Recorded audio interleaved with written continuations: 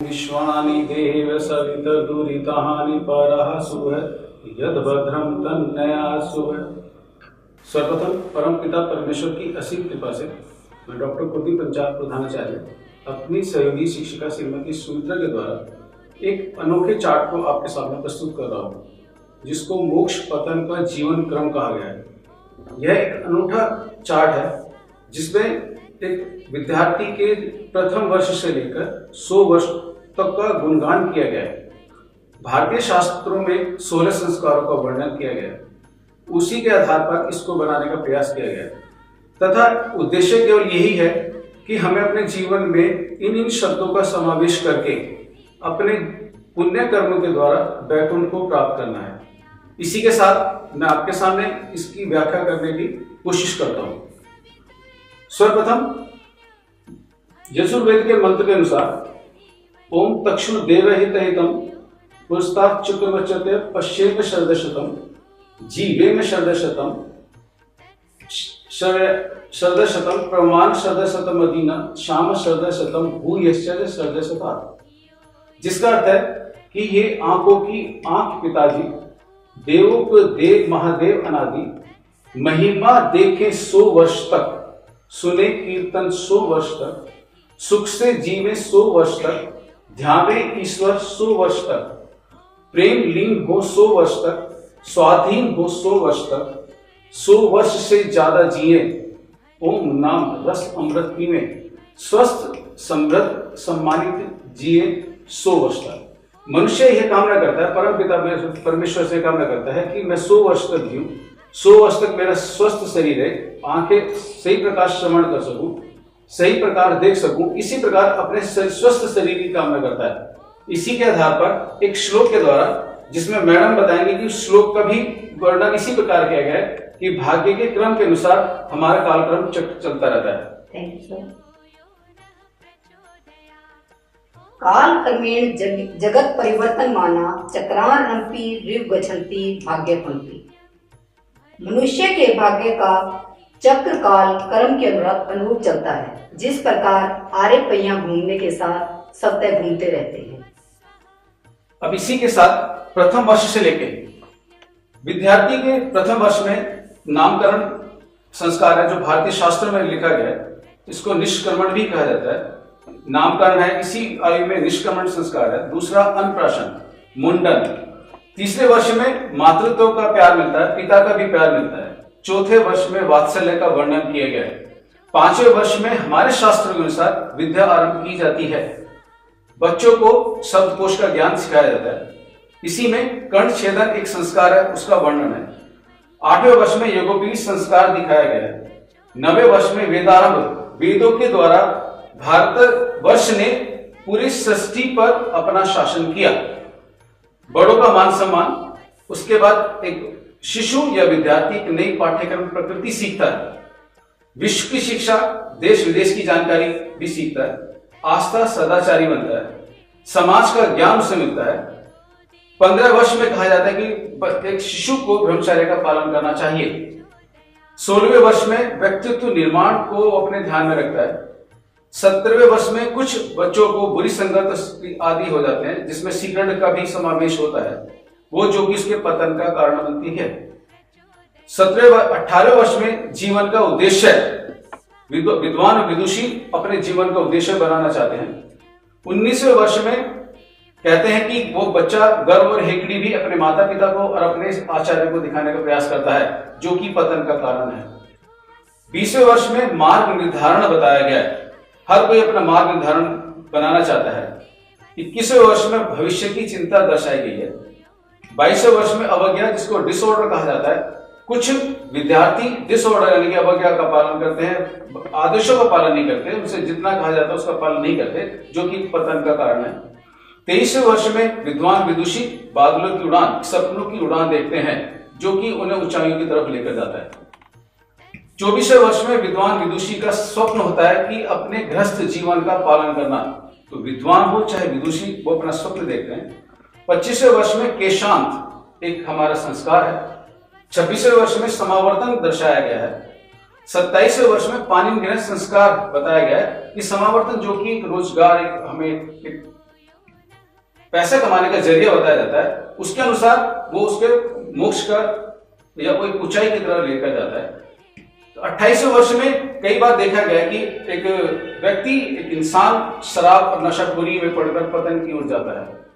29वें वर्ष में विद्वान और विदुषी एक संकल्प लेते हैं, अपने पारिवारिक दायित्वों को निभाते हैं, गृहस्थ व समाज की उनको चिंता होती है, निवेश प्रवृत्ति उनके मन मस्तिष्क में व्याप्त होती है, अपने बच्चों का पोषण करता भी कहलाता है। 35वें वर्ष में जुआ सट्टा का भी एक मनुष्य आदि बनता है, जो कि पतन का कारण है। 36वें वर्ष में एक मनुष्य को कर्म क्षेत्र का भी दायित्व पूरा करना होता है। कुछ इंसानों के मस्तिष्क में धोखा, लालसा, कपट भी एक आती है, जो कि एक पतन का कारण है। असभ्यता, मादकता बढ़ती जाती है। 39वें वर्ष में यह सर्वेक्षण के अनुसार पाया गया कि 39वें वर्ष में एक इंसान सफल बनता है, और एक सफलता जो उसको अपने विद्वान और विदुषी का जो उसने स्वप्न देखा था उसके अनुसार उसको सफलता प्राप्त होती है। उसी के बाद ही उसको परिपक्व कहा गया है, जिसको परिपक्वता कहा जाता है। मनुष्य के जीवन में धन को लेकर लालसा बढ़ती रहती है, लालच और तृष्णा वो भी बढ़ती रहती है, जो कि एक पतन का कारण है। 44वें वर्ष में माता पिता का भी दायित्व पूरा करने का जिम्मेदारी एक इंसान की होती है। 45वें वर्ष में उसको संतान की चिंता होती है, क्योंकि 27वें वर्ष में यहाँ पे पाणिनि ग्रहण संस्कार दिखाया गया है। उसकी संतान उस अवस्था में आ जाती है जहां पे एक मनुष्य को अपनी संतान की चिंता होती है। यश और अपयश अपने कर्म के अनुसार मिलता है, यहाँ पे अपयश दिखाया गया है। एक इंसान को आर्थिक सामंजस्यता, उसको अपने माता पिता का दायित्व निभाना पड़ता है, गृहस्थ समाज की उसको चिंता होती है, कर्म क्षेत्र का दायित्व भी दिखाता है, बताता है। तो उसे अपने आर्थिक सामंजस्यता को बिठाकर अपने जीवन को सफल बनाना है। 48वें वर्ष में वह व्यक्ति साहसी बनता है। 50वें वर्ष में एक सामाजिक पहचान मिलती है, जो कि उसको ऊंचाई की तरफ लेकर जाती है। 51वें वर्ष में मनुष्य को विश्वसनीयता जागृत होती है। 53 वर्ष में वह प्रेरणा स्रोत, दूसरों के लिए प्रेरणा स्रोत बनता है। कहते हैं कि मनुष्य की संतान यदि आज्ञाकारी है, तो कहते हैं कि उसने बहुत कुछ अपने जीवन में बहुत कुछ कमाया यदि उसकी संतान आज्ञाकारी है। 55 की उम्र में बचपन का स्मरण होता है, ऐसा कहा गया है। बुरे कर्मों के द्वारा, असभ्यता, मादकता, इन सब के द्वारा, धोखे के द्वारा एक मनुष्य कर्जदार भी बनता है। सफल व्यक्ति में दानशीलता व्याप्त होती है, उदारता आती है, और 60वें वर्ष में वह दायित्वों का निर्वाह करता है। यदि कोई इंसान अपने सामाजिक और पारिवारिक दायित्व की पूर्ति करता है, तो उसके लिए वो सफल माना गया है। 61 वर्ष में यदि उसका सुदृढ़ शरीर है, यश उसके पास है, सफल व्यक्ति कहलाता है, जो कि सीधा बैकुंठ की तरफ जाता है। असफल व्यक्ति समाज में भी सहयोग नहीं कर पाता, वो भी एक पतन का कारण है। समाज में सहयोग वही व्यक्ति कर सकता है जो कि सफल होता है, जो सुदृढ़ शरीर जिसके पास है। शारीरिक, मानसिक और आर्थिक सहयोग यहां पर दर्शाता है। असफल व्यक्ति वैराग्य की तरफ जाना चाहता है। सफल व्यक्ति एक मार्ग निर्देशक बनता है, जो कि ऊंचाइयों की तरफ जाता है। हमारे वेदों में भी कहा गया, शास्त्रों में भी लिखा गया कि हमारे कर्म फल हमको एक बुराई और अच्छाई की तरफ लेकर जाते हैं। पाप कर्म हमको पतन की ओर लेकर जा रहे हैं। 71 वर्ष में देश और समाज की सेवा की जाती है। उसके बाद आदर्श व्यक्तित्व का निर्माण हो जाता है। एक अनुभव के द्वारा व्यक्ति अपने आदर्श व्यक्तित्व को बनाता है। पुण्य कर्म उसके पास है, जो कि ऊंचाई की तरफ लेकर जाते हैं। 75वें वर्ष में गौरव को दर्शाया गया है। कहते हैं कि हमारे शास्त्रों में 4 तरह के आश्रम लिखे गए हैं। 1 वर्ष से लेकर 25वें वर्ष तक बाल आश्रम, 25वें वर्ष से लेकर 50 वर्ष तक गृहस्थ आश्रम, और 50 वर्ष से लेकर 75 वर्ष तक वानप्रस्थ आश्रम कहा गया है।